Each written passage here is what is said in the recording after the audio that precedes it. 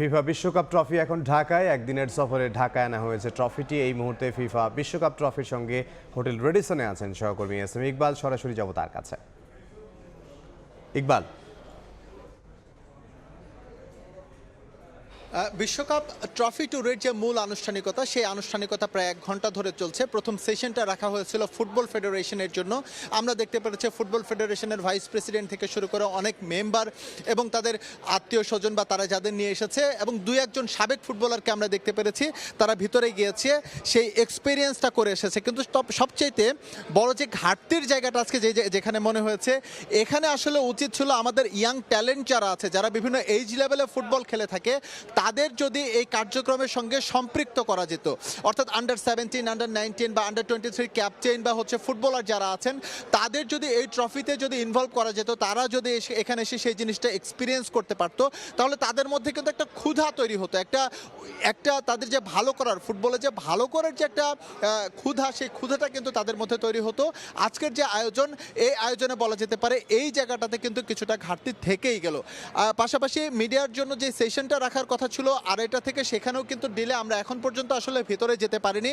আমাদের জন্য 1 ঘন্টার একটা সেশন রাখার কথা, সেখানে আমরা মিডিয়া আসলে ট্রফিটা এক্সপিরিয়েন্স করবে। পাশাপাশি গিলবার্তো সিলভা তিনি এসেছেন, ব্রাজিলিয়ান কিংবদন্তি, তার সঙ্গে আসলে মিডিয়া সেশন বা প্রশ্নোত্তরের যে পর্বটা ছিল সেটি কিন্তু এখনও ডিলে রাখা হয়েছে।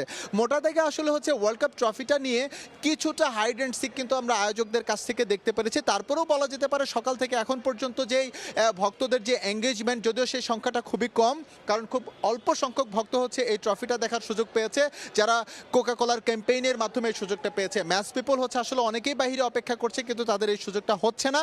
সংযত কারণেই এবারের প্রোগ্রামটা তারা ছোট করে এনেছে। একটু জানিয়ে রেখে, এই ট্রফিটা বাংলাদেশে এসেছে 14 ঘন্টার জন্য। আজকেই ট্রফি ট্যুর শেষ হয়ে যাবে, এরপর এই ট্রফিটা চলে যাবে সাউথ কোরিয়ায়। এবং এবারের যে 150 দিনের যেই ওয়ার্ল্ড কাপ ট্রফি ট্যুর, সেটা ফার্স্ট শুরু হয়েছে সৌদি আরবিয়া থেকে, এবং এটা গিয়ে মেক্সিকো, মার্কিন যুক্তরাষ্ট্র এবং কানাডা ঘুরে সেটা কিন্তু গিয়ে শেষ হবে মেক্সিকোতে।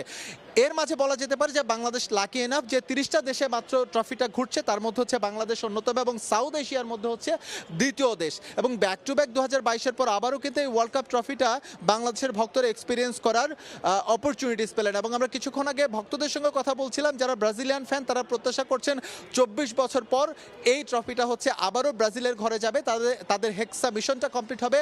তবে আর্জেন্টাইন ভক্তরাও কম যান না, তারা চাচ্ছেন যে ট্রফিটা লিওনেল মেসি কাতারে উঁচিয়ে ধরেছিলেন, সেই সেম ট্রফিটা আবার লিওনেল মেসি ইউএসএতে উঁচিয়ে ধরবেন। তো আমার কাছে আপাতত এই ওয়ার্ল্ড কাপ ট্রফি ট্যুরের রেডিসন ব্লু হোটেল থেকে এই ছিল সবশেষ।